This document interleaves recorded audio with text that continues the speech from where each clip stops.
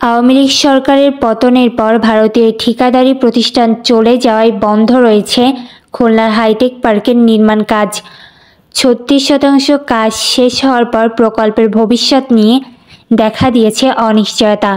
তবে প্রকল্প কর্মকর্তা বলেছেন, ব্যয় সংকোচন করে আবার কাজ শুরু করবেন তারা।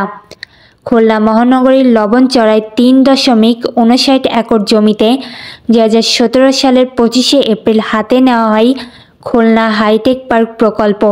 প্রকল্পটি সম্পূর্ণ হয় সময়সীমা ছিল এ বছর ৩০শে জুন পর্যন্ত। তবে শুরু থেকেই বিভিন্ন জটিলতায় পড়ে প্রকল্পটি। প্রকল্পের মূল ৭তলা ভবনে কাজ শুরু হয় ২০২২ সালের নভেম্বরে, আর বিগত কয়েক মাস প্রকল্পের কাজ একেবারে বন্ধ। বর্তমানে প্রকল্প এলাকায় কয়েকজন পাহারাদার ছাড়া কেউ নেই। এই প্রকল্পটি দক্ষিণাঞ্চলের মানুষের কর্মসংস্থানের জন্য অত্যন্ত গুরুত্বপূর্ণ। তাই প্রকল্পটি নির্ধারিত সময়ে শেষ না হওয়া হতাশাজনক বলেছেন নাগরিক সমাজের প্রতিনিধিরা। তবে প্রকল্পের ব্যবস্থাপনা পরিচালক বলেছেন, কমপক্ষে ২০ কোটি টাকা ব্যয় সংকোচন করে কাজ শুরু করার জন্য কার্যাদেশ পাওয়া ভারতীয় ঠিকাদারের সাথে আলোচনা চলছে। তাসনুবা ইসলাম ঋতু, 64 নিউজ টিভি, বাংলাদেশ।